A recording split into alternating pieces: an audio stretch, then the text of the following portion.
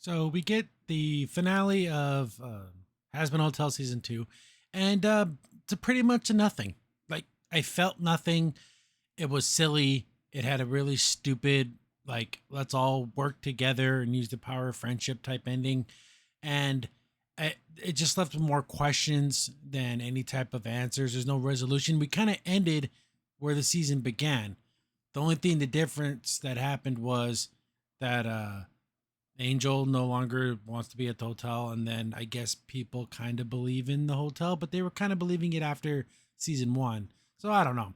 It just felt like nothing. There's a lot of questions I have, which I'm sure people are going to have such interesting answers to explain how and why any of this would make any sense. So we start out and they're doing like a plan, like that it's a trope. Oh, they're going over the plan and it's like a little cartoon drawing because they have infantile brains. And then as they explain the plan, people chirp in with their own little like 2 cents. So what they're gonna do is people are gonna go save. They're gonna go to the party. They're going to hack the system and then show a video footage from heaven showing Serpentis was redeemed, and then it'll get everyone to believe in Charlie. They're going to save Angel and they're going to blow up the weapon. They don't know how they're going to do it, but they're going to just figure it out. So that's their plan. They go to the big media event thing where Vox is going to explain. He's going to attack Heaven, and he's going to show how he's cooler than everyone. Their little like party outfits are really really nice. This would Charlie it would look better if it was a skirt instead of the pants. Ugh, it's giving me She-Ra vibes. No need for the pants. Vaggy's outfit is stupid. It's sort of like half female, half male thing. Like, what in the world? Again, I don't know any of these overlords. I don't know who they are. I don't care who they are. Fox is like, oh, welcome. Thank you so much for showing up. And all like, being the big jerk that he is. Then they want to know where Lucifer is. Charlie's, where's my dad? But where they, oh, he's here. Don't worry about it. You'll see him soon enough. She sees Alistair all tied up. She goes to go try to save Alistair, but he, of course, he allowed himself to be captured. And then he sits her down. It's like, oh, Charlie, you got to sit next to me. And then he doesn't care where Vaggy goes, which is a big mistake. He's just there to like gloat and talk crap to Charlie. Then we have Carmilla. She's like talking to her. She has like really big hands. It's weird. Big hands never look good. It's not a good character design. It's always strange. It's like, I'm going to try to break this weapon. You're the only one who knows how. You got to help me. Or I'm not going to help you. And she gives her some, honest, like, hey, after this whole thing happens, and if he destroys the gates of heaven and he gets up there and takes over, you're the only one who knows how to stop this weapon. Do you really honestly believe that your daughters are going to be safe? And of course, she doesn't even like, gives like, whatever you do, just don't stop me. Don't get in my way. Oh, okay. There's lots of little jokes in here that are just weird. So you see someone looking at the party like with binocular vision, and it's Emily, but she doesn't have binoculars. She's like just using her hands, and I don't understand. So she has binocular zoom vision built into her eyeballs. Then why do the binocular like circle thing, which is not how binoculars work when you look through them? But what's the point of that? Like this weird visual gag. I remember this guy's name, Baxter. Know how I remember his name? Because Baxter Stockman from Ninja Turtles was a scientist, and I can put two and two together. So they're going to use him to break into the thing so they can hack the signal. Why they can't just bring Serpentis? Who knows? So they're going to hack the system, and as soon as it's open, then Serpentis is going to hack back from heaven and then give the message.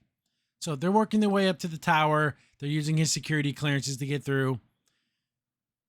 I guess they're friends, like they're super best friends now. These two, they're both tiny people, which is, I guess, part of it. They take over the screens, and then Charlie puts too much emotion into things and always blows up in her face. She's like, haha, in your face, Fox. Look at this thing that I'm going to do to you. It's too much. And then when it goes wrong, it makes you look like a big fucking idiot. Goodness gracious, Charlie, learn some freaking self-control. Happy or sad. You need to find a nice middle ground. She can't do that. She's just who she is. Then, Vox is like, screw that. I want to find this intrusion. And of course, Baxter knew that it was coming. He keeps switching ports so he doesn't get caught. I do like the fact that Charlie jumps up there. She starts giving her little presentation about heaven, about Serpentis and all that goodness. And then I like the fact that they mute Vox. Like they actually like, put the mute on his face, which is really funny. Baggy's breaking into the weapon. First, she's cutting up the cords on the weapon, but there's nothing in them. She's like, what the hell is even powering this thing? She gets underneath and sees Lucifer. And she kind of puts two and two together that they're using Lucifer as like the power source. You'd think you would just start destroying everything, but she's like poking at the glass. It's so stupid. And Lucifer's doesn't remember anyone. Like he's like, oh, you're Charlie's girlfriend. Like he doesn't know who she is. And I guess that's just like a reoccurring theme with Lucifer, that he just doesn't care about anything. So he doesn't even remember people's names. So Charlie's still going on about her little message, and she's like, okay, it's time to show the world, show hell, everyone here that Serpentis is alive. They got to go send it, but they got attacked, and they got stopped in a little server room. So it's going to be, what is her name? It's not Veronica, something with a V. Again, I do apologize about names, especially for characters I really don't care about. So, they start a fight down there because she was ordered to protect Baxter. And then they're having a little fight, which is strange because you'd think she would be a little nifty, would just be like a little demon. And this is like an overlord type character. And she's able to like fight her, like give herself like a good fight. Like, well, okay. And this is what I thought was really silly. She cuts Baxter down, and instead of continuing the hacking, he just stands there. And he's like, oh, you go get her. What? See, that's another thing, the thing that just happens in the show that has no explanation except for the characters are morons. So you got Charlie boasting about this whole thing, and we're going to have this, we're going to see Serpentis. And of course it blows up in her face and makes her look like a complete effing moron. And then Vox is like, haha, you have no proof of anything, da da da. And people are like, oh, you lied to us. Whatever. So she's looking like an idiot on stage for like the 10th time this season. This has happened to her. Cherry and Dusk find Angel, and he's all grogged out and all messed up. They instead of like trying to talk to him, I like how Cherry's like, oh, we're just gonna put him in a bag and we're gonna just bring him back. Like, there's no point in trying to like explain anything to him right now. Valentina shows up, and now they're gonna have to fight him.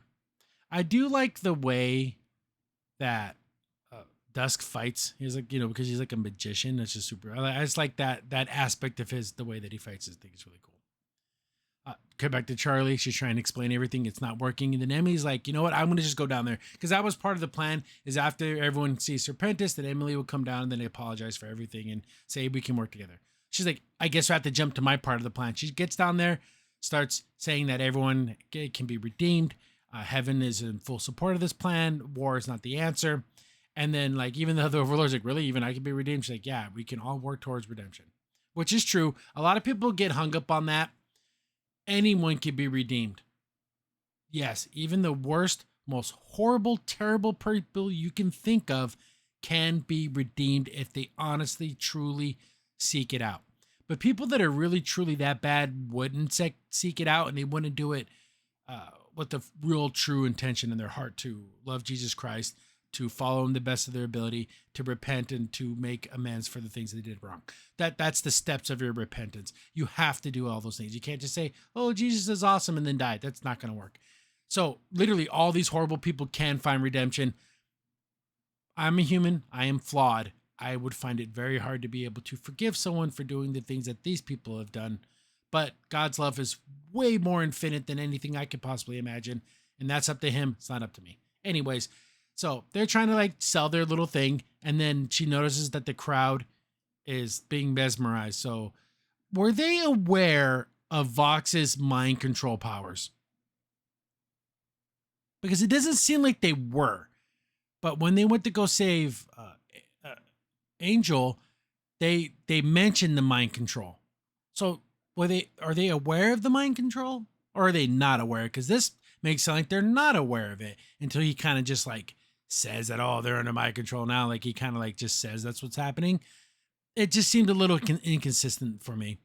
Get back to Baxter not hacking the system because I don't know, he's an absolute moron. But continue to fight. Nifty's doing pretty good for herself. She has a little knife and everything. Just all just kind of physical attacks. Like she hasn't shown to be using any type of like magic, like how the other people use like magical abilities. I thought she would have used her little cockroach army, like the bugs and stuff. Like I thought that was a build up to that because you saw that he made a little like band, like a cockroach band. And I thought, oh, okay, she's going to use her bug powers. No, nothing like that happens. Get back to the cherry fight with Dusk, and they're fighting Valentino. I love all these little magic rings. Does anyone remember Shadow's skill? If you know what I'm talking about, like mention in the comments if you know what I'm talking about. Now that is an obscure reference. Reminds me so much of Shadow skill. But he's using his little magic rings. He's using his guns. You know, it's a pretty cool fight. And they're trying to save Angel at the same time. They're fighting this like gesture robot and Valentino at the same time. The action here is pretty good. It's not groundbreaking, amazing, but it is fun to watch. Get back to Vox. He finally, he's able to talk again. And haha, it means nothing there to my control, all that kind of good stuff. And he's going to basically just use the weapon, kill everybody. And he's starting to go a little nuts. And he wants Charlie to admit that he's the strongest sinner in hell.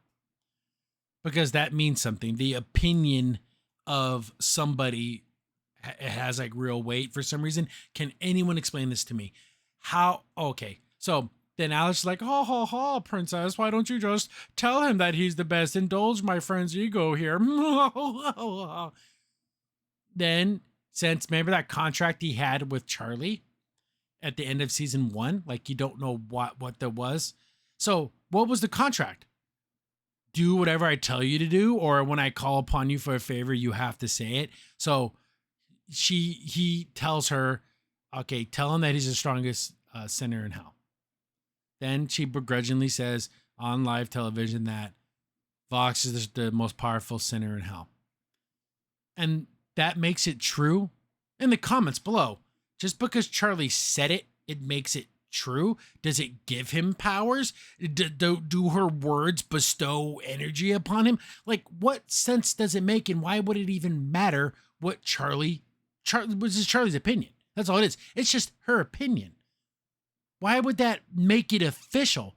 So like it gives him powers, like it makes him stronger, like he literally changes his physical appearance because of it. And I don't get it.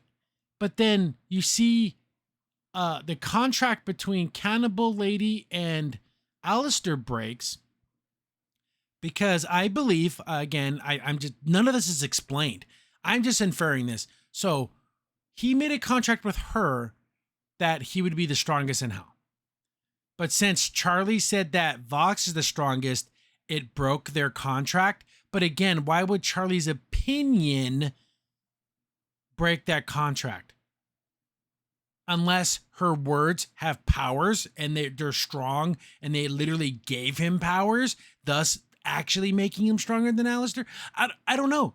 Someone explain to me in the comments, how does this make any damn sense that Charlie's opinion, it carries so much weight? So whatever. He's charging up the cannon again, and he's like, oh, you admitted it. And then he grabs Charlie's shoulders. And that's enough to break the contract with Alistair because he said, oh, I'll be your prisoner. You just can't touch Charlie. And he physically touched her shoulders, and that broke the contract. And then Alistair's like, oh, you big dumbass. I told you not to touch her. And he's like, oh, it's a technicality. So that's what it was. Literally a technicality. How did he set this up? There's no way he could have known that this situation would end with him physically touching her. You know what I'm saying? Like he's a pervert, but in a way that everyone in hell is a pervert. He's not like a rapist, like how Valentino is, where it was guaranteed that he would do something to her. Like, and then the whole Charlie saying that he's stronger, that would be good enough to break his other curse or his other contract. None of this makes any damn sense. It is so stupid. It is so ill-conceived. This writing is absolute trash. So he's like, oh, now both my contracts are broken. So now he's gonna like fight him, like, like, oh, we're gonna end this fight, once and for all. And they have their big fight, and it looks kind of cool. I do like Alistair's like shadow magic. I think it's a really cool, like, it's like inky shadows and stuff. They're knocking each other around. They're like blowing up buildings and everything. So they're killing all kinds of people and stuff. I do like how Alistair's basically winning this fight. It's going back and forth, but Alistair definitely has the upper hand. He even slashes him up pretty good. Get back to the fight with Valentino, and he's doing pretty good against two. Like this kind of 2-on-1 fight, he's doing pretty good. Then just offhandedly, this is another thing I hate. This is the kind of writing I can't stand. And they're like, oh, what do we do? Dusk is talking to Cherry Bomb. He's like, oh, I remember. I hate that. This is awful writing. They'll just bring something up. I can't even recall if this was a thing. He's like, oh, I remember Angel Dust telling me that Valentino has bad eyesight. So they're going to like attack his eyes. What? This would be like, oh yeah, by the way, Angel Dust told me that his left pinky toe is his weak point. Like, why would this information ever come up? Was this ever conveyed in previous episodes? Like, you know what I'm saying? Like, oh no, the sun hurts my eyes. I have to wear my sunglasses all the time. Or since he's like a moth, like bright lights, like it is awful, terrible writing. So they hit him with like a flashbang, and it kind of messes up his eyes. And that's how they're able to get the upper hand on him, is to like basically blind him. But as they're beating him, Angel Dust goes to defend Valentino. And they're like, what the F? And then he's starting to beat the crap out of Cherry Bomb. And he even goes in for the kill. Like he's going to choke her out and kill her. Dust just kind of like smacks the crap out of him. And he looks down and he sees himself choking Cherry Bomb. And he's like, oh my God, what am I doing?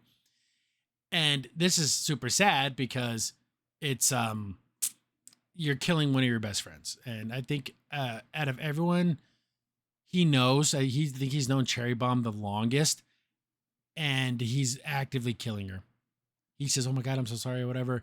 Valentino goes to kill Dusk, but he does the whole like disappear into the hat thing. Again, I like the magic aspect of the whole thing. I think it's really, really fun. They knock him out the window, so they're like, okay, good. Their fight's over with. Get down to Alistair and Vox are fighting, and he's like ripping him to shreds. Like he's literally tearing into his body. Vox calls his big flying shark thingy. So why was it in water when we first saw it, if it can just fly through the sky and it doesn't need water? Just because? Okay, so it's flying around. It reminds me of the big worm shark thingies from Avengers, the first Avengers movie. Those things that the Hulk like punched. It's very similar. So Alistair's like, oh, you still have to use your little pet puppy to fight me, and it can't just be you. Then Alistair has to deal with this thing. Then Vox like grows another eyeball because when Charlie said he was the strongest, it like gave him superpowers. Again, it's so ridiculous. It is awful writing. So he's like, F it, I'm going to use the cannon to kill Alistair. So he's shooting it all over the place. And it's blowing up buildings and it's killing people. Okay, people that think the writing is amazing. Lucifer cannot hurt sinners. But something that drains his power can hurt sinners because it's blowing up buildings and it's killing sinners. So Lucifer's powers are being used to kill sinners, but his powers can't kill sinners. So how is this thing doing what it's doing? So he can't directly hurt sinners, but he can by proxy hurt sinners. You know what I'm understanding here? I don't get it. Then what was the whole he can't hurt sinners thing was just a stupid way to write why he doesn't just go kill Vox. So you could shoot Vox with this laser and kill him, even though it's Lucifer's powers and Lucifer's powers can't hurt sinners. You know what I'm saying? Make it make sense. Somebody make it make sense. So they're like, holy crap, we have to help people. So Emily and Charlie are just physically running around saving people, which I think was, I guess, is a stronger message that an actual angel was flying around risking her life to save sinners. I think that was a stronger message than having Serpentis, do a broadcast. So that's super nice that she's flying around doing all that, trying to save people. Get back to Nifty. They're still fighting. Then she does like, I don't know, calls up the comment thread and then uses the comments to attack. It's her power's stupid. That aspect of her powers is really, really dumb. So she's like shooting memes at her or whatever. I don't get it. They're starting to hook up the thing. They end up knocking her out the window. They burn off all her hair, which is kind of funny. And then she hits the ground and like explodes into a bunch of pieces. So she's like a mannequin that can break apart, but that doesn't kill her. So how do you have to incinerate her whole body to kill her? Or is this that thing where sinners can't die? They just like come back together. So is this true of everyone? So if Nifty chopped off Baxter's head, it wouldn't kill him. He could just walk over there and put his head back on. Am I misunderstanding this? I don't understand how this world, or was this just the thing that she can do?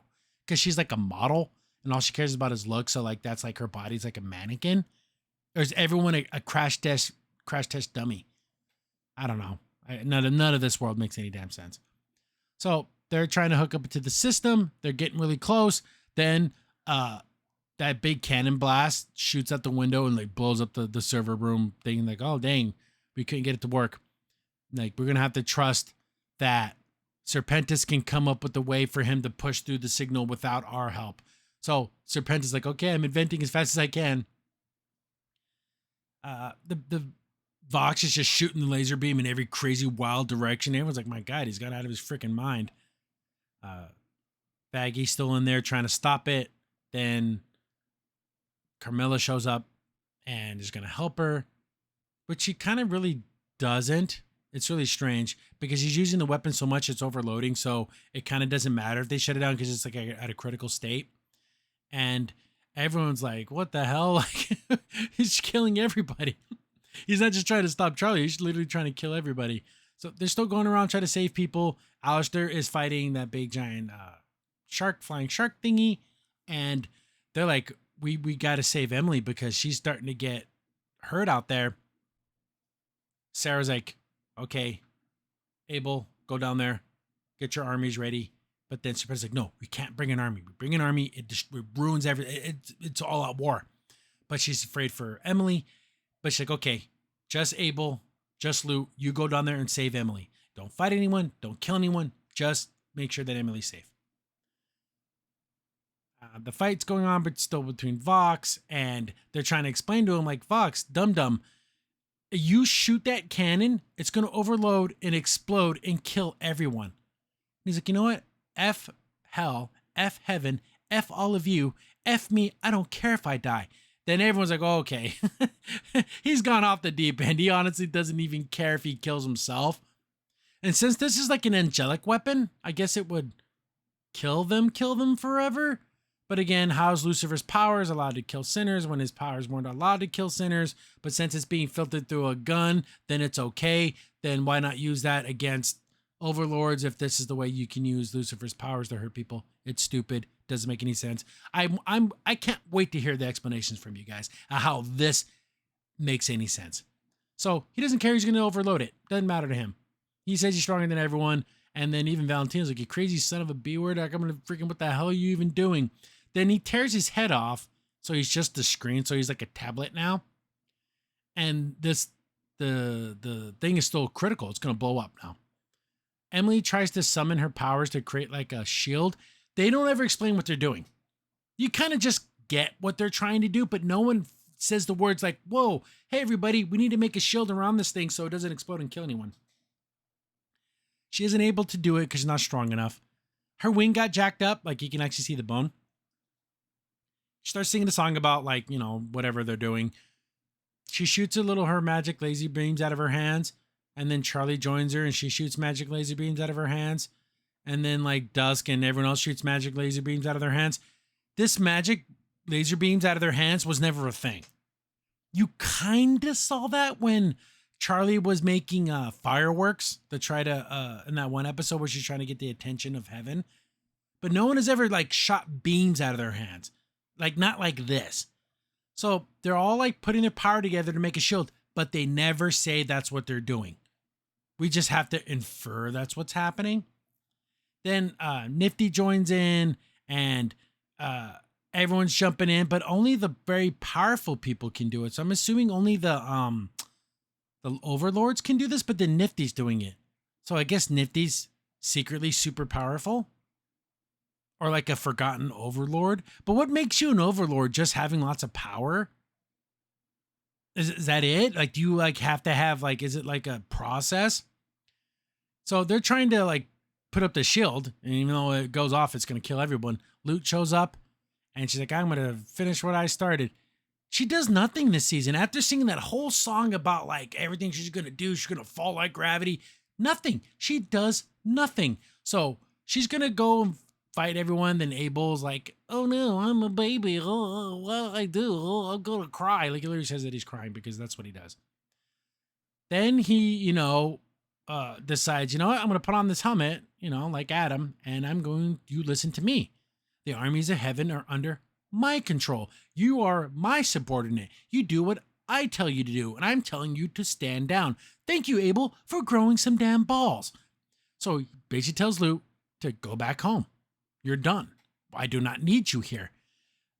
And she kind of sees like the shadow of Adam or whatever, and then she kind of just gives up. And then that's really cool for Adam to actually stand up and be a leader instead of just being this cranny little crybaby loser guy. All the other overlords show up to give their super Care Bear powers to build this shield. Again, a bunch of people, I don't know who any of these people are. And they're building it up and they're singing their song. And it shows Cannibal Lady and Alistair. She's like, "Why don't you help them?" Alistair's like, "I don't care. I don't want to help them." She's like, "Really? You're really going to just let everybody die?" But remember, this is hell. He honestly doesn't care. He's like, "No, I don't give a flying crap about them." And so I guess he makes it doesn't show it, but I'm assuming he made another deal with her. But now the shoe's on the other foot. "Oh, I'll help if you're under contract under me instead of her being his master. Now he's her master." I'm assuming that's what happened. We don't see that's what happened, but I'm pretty sure I'm right about that. So he jumps in, she jumps in. They're going to build this shield, and they make a big bubble around this thing and the power of friendship. They blow it up. It blows up, but it doesn't kill anybody. So I tweeted this out about how silly this whole situation was, and just because how stupid it looks, because this whole like just shoot energy out of your hands bull crap. This is how same thing happens, but this is how I would have done it to make it more deeper, a little more visually appealing instead of just Care Bear stare. They're all beaten down. This energy thing's growing and growing, and it's starting to like burn and kill people and stuff. And it's kind of, they think of Akira. Remember how that bomb goes off in Tokyo, when Neo Tokyo, when the whole antithesis of Akira.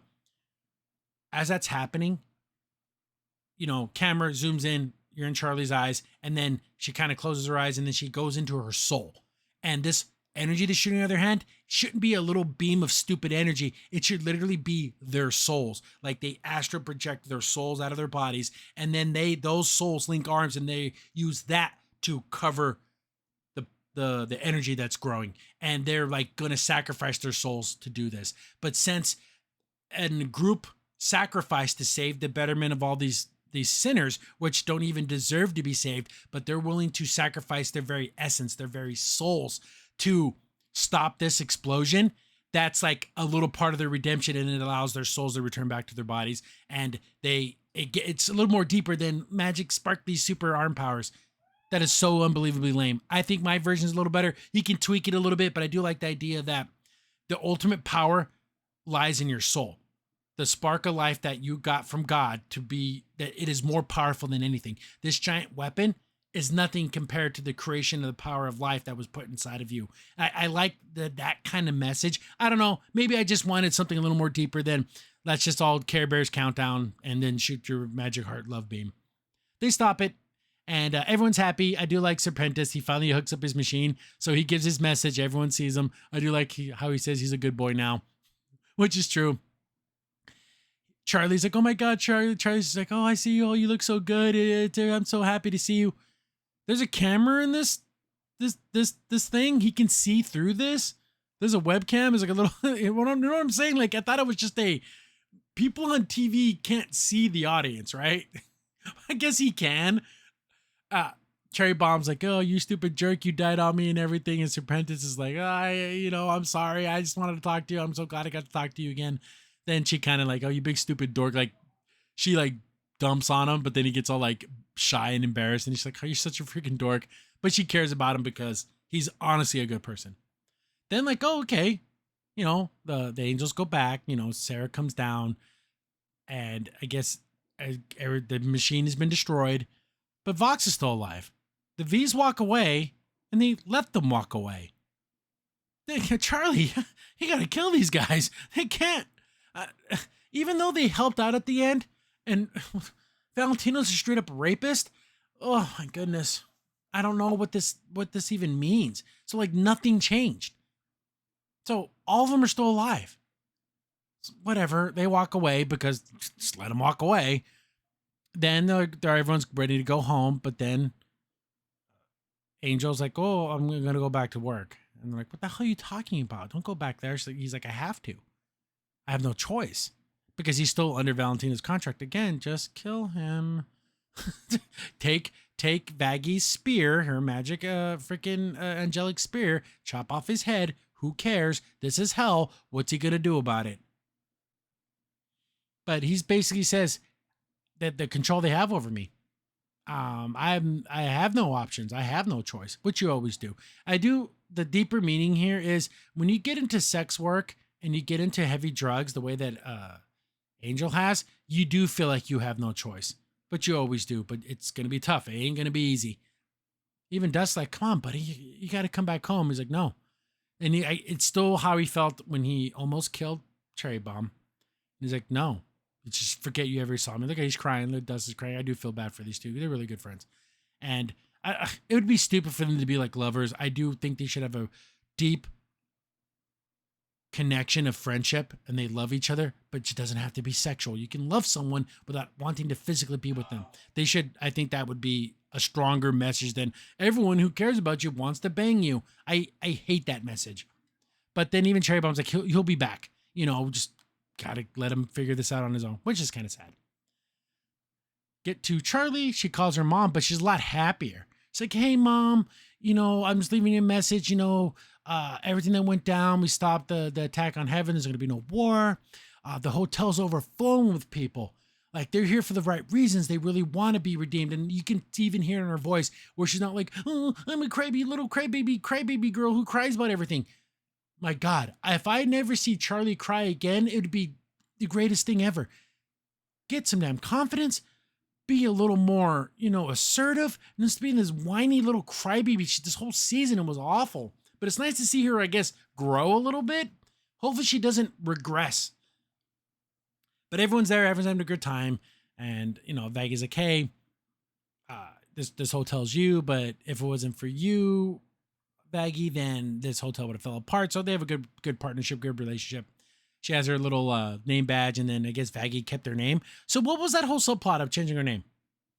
What was the point of that? And then nothing happened. Alistair's back, and I guess he's back to being the host. Lucifer's going around greeting people, and then the dumbest thing ever. So I thought, okay, after this, the V's are done.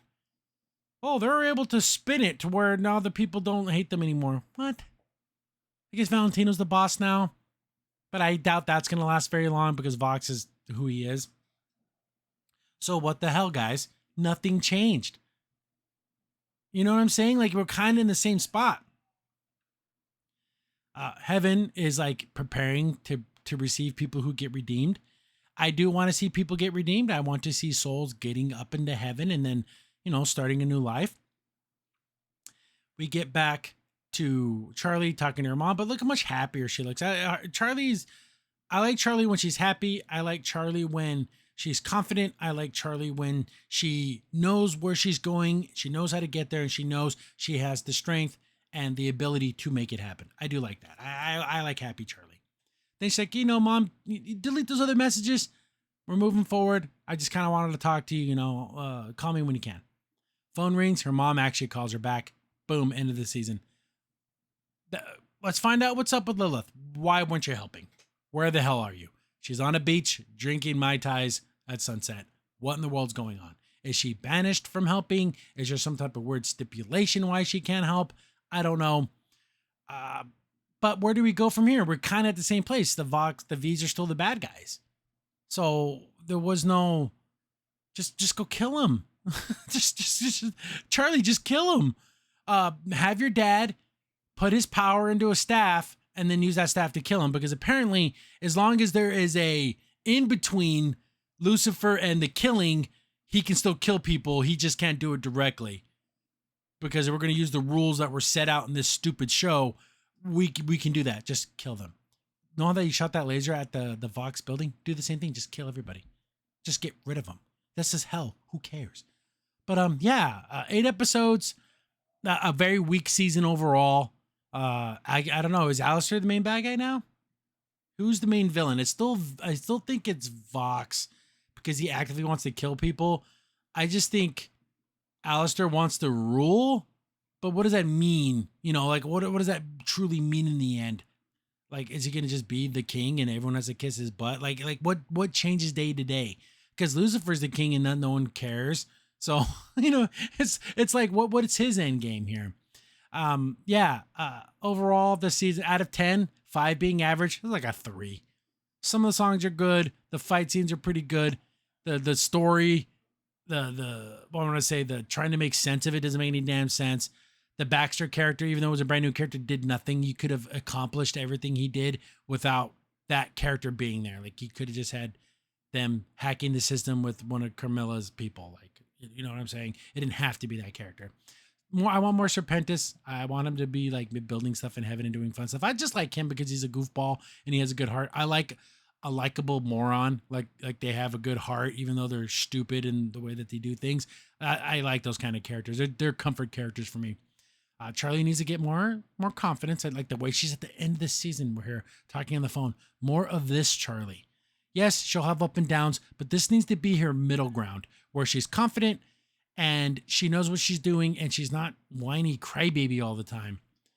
But Angel, I would like him to come back, but just like all things when you're in addiction and sex work and all those horrible things that destroy your soul, it's tough to come back. You just have to have good friends that are there for you. And sometimes they have to just wait for you. They can't force you out of it. You got to do it yourself. So Angel needs to find that. But again, if these characters really do make, I said this on X a while ago. Remember Foster's Home for Imaginary Friends? You had these core set of imaginary friends that never got adopted, even though they're amazing and great and wonderful and they're main characters. They never get adopted. Like, why not? If they were so great and wonderful, wouldn't other kids want them? So like that never happens. Same thing here. You have all these cool characters that have these big arcs of learning about friendship and forgiveness and trusting each other. They never get redeemed. Shouldn't they just be gone? Isn't that the whole point? Like, the main characters can't get redeemed, only side characters can. But I don't know where they're gonna go with this. I really don't. But I'm also not excited to find out, because there's too many silly things. The whole Lucifer being completely nerfed to no end is beyond ridiculous. They got to come up with something crazy for Lilith. They have to. What is it? She just, because her not caring isn't good enough. That is just ridiculous if that is the answer. But I do have to watch a new show. I got to do some more Amphibias. I did do the first episode of season 3. Again, any suggestions? It doesn't matter if the show's old or new or whatever. I just want to have a consistent show that at least get one episode out a week. And yeah, thanks for everything, guys. Love the comments. The back and forths are always great. I like the engagement. I try to answer everybody. At least I give you guys hearts and thumbs up on your comments. Even if it's not something I agree with, that's just to let you know that I did read your comment, that I saw it and I read it and I did take the input, and I may or may not actually comment back, but I did see it. So I just want to make sure everybody's seen. Everyone is, your contributions do mean something to me, and I do care about them. I love seeing the notifications, even if you're there to call me an idiot. I don't care. I think it's cool to see other people interacting with something that I created. But thank you, guys. Moving on, new shows, suggestions. I'll take any suggestions. Hit me up on X. You can leave the suggestions here, whatever works best for you. But catch you guys on the next one. Crimson's in here. Thanks for watching the video. Remember, liking, subscribing, sharing, and commenting on the video really helps out a lot. It gets the video spread around more people get to see the videos, and we get to make more videos for you guys. So thank you, and we appreciate every single one of you guys.